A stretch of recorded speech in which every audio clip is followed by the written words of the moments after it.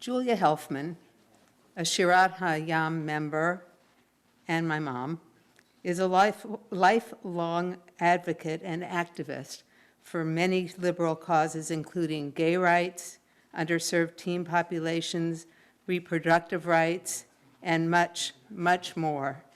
She is committed to Judaism and living a Jewish life. Religion, God, belief in God, not so much. So thank you, Momma, for agreeing to share some of your thinking and experience with us this evening.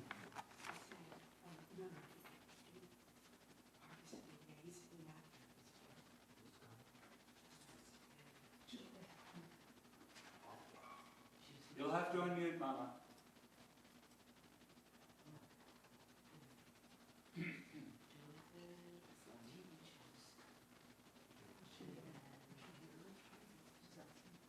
Momma, you have to unmute yourself.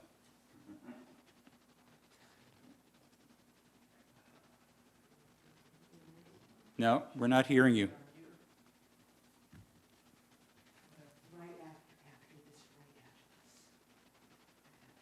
Okay, great.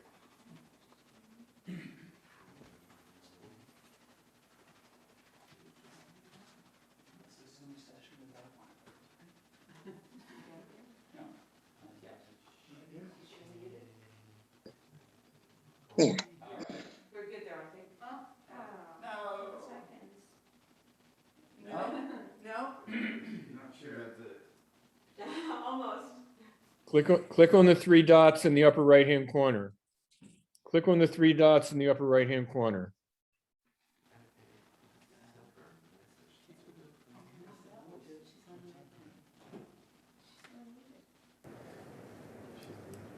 And there's a choice for unmute.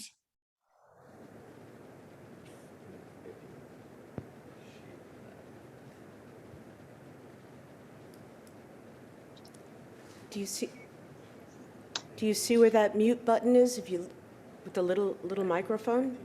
She's Okay. frozen. Ah, good. Oh, you're there, you're on. Go ahead. We got you, yay. I think you're on. Okay. At my age, I don't have much time to waste.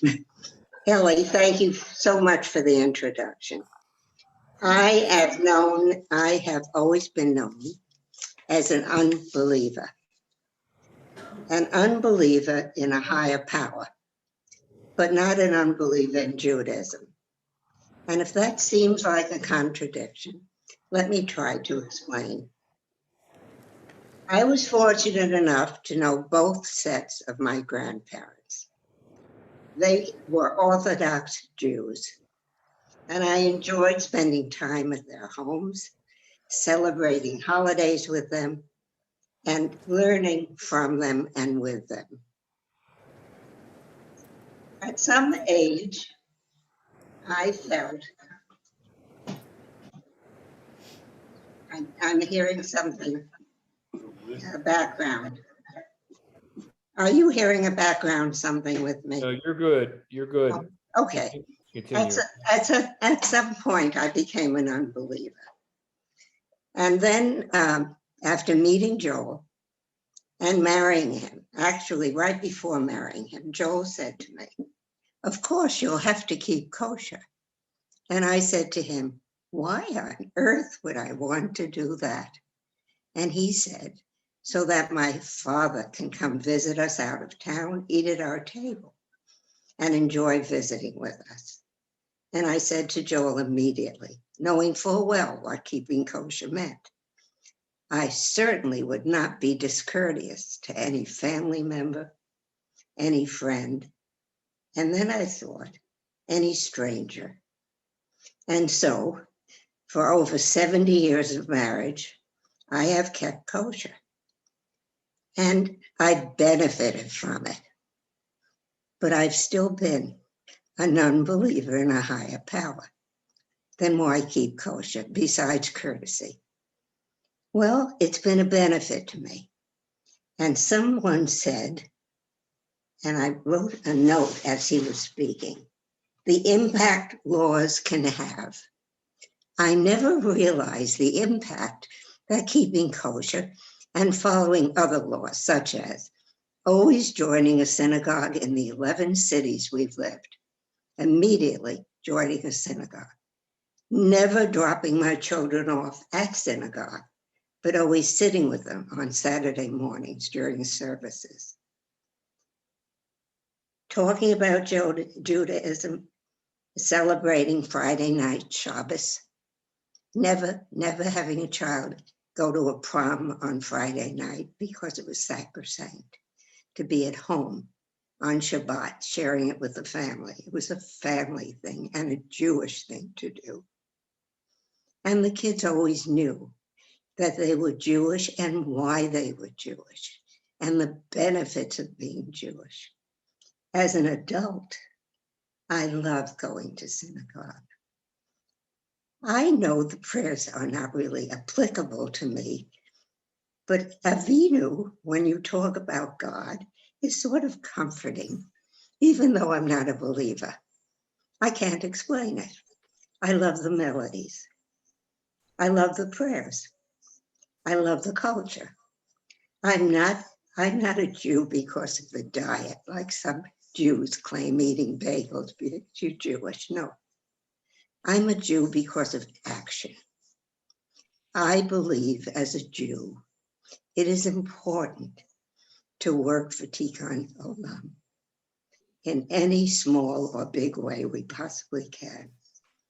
And I've really devoted my life, whether working professionally or working as a volunteer in various communities, to Tikkun Olam, hoping to make this world, which needs it so badly, a little bit better. And I'm not doing it for praise. I am doing it, for example, to my children who have followed that path, all of them, all 5 of them, and for my grandchildren, and now for my great-grandchildren, because I think it is absolutely critical. I believe in interfaith relations because I can speak as a Jew. For many years in upstate New York, the capital region, encompassing Schenectady, Albany, and up to the Canadian border, I have been co-chair of the Jewish Catholic Dialogue. Priests, the bishop, have all been in my home. It's a kosher home, and they know it, and they appreciate it. And these Catholics have become my friends, and interfaith Protestants have become my friends. I've been very active in all kinds of Mount Lebanon Citizens for Equality, Share South Hills Association for Racial Equality, in leadership roles.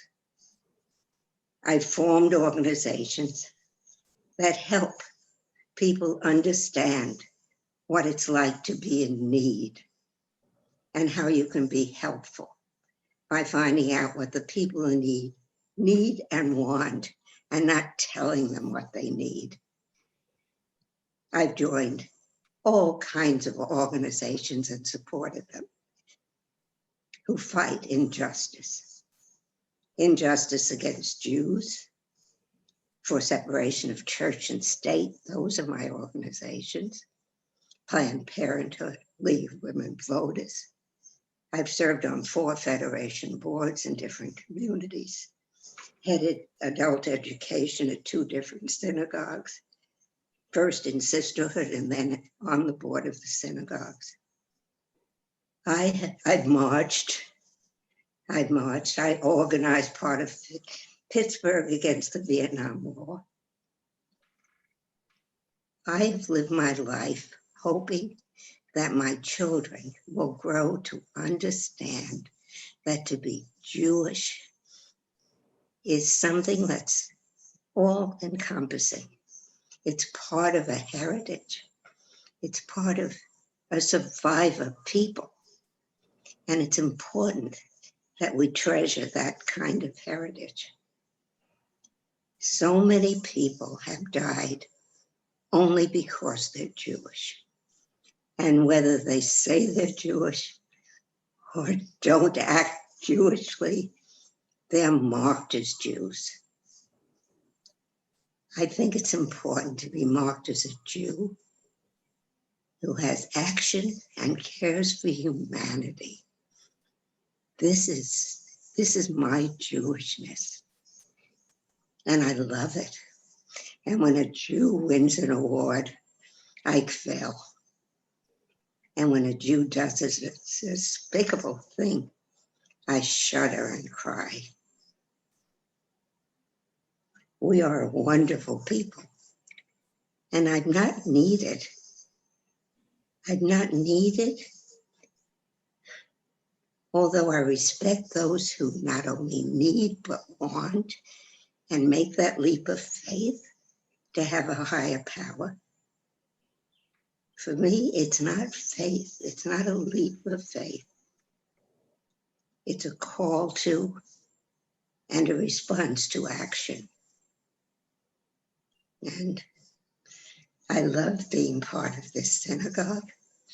It is such a delight to have a son-in-law who's a rabbi, a daughter who's a rebbitzin, a granddaughter who's a rabbi, children who know how to pray, grandchildren who are learning the same and know it. I've lived a good, happy life. And I'm so glad Joel said to me, you have to keep kosher. What a wonderful way to start. So I wish you all the same. And to ADL, you need so much help now, and I wish you success in your new appointment. Can't see you on the screen. And thank you for all your comments this evening and for including me. I feel highly honored. Bye now.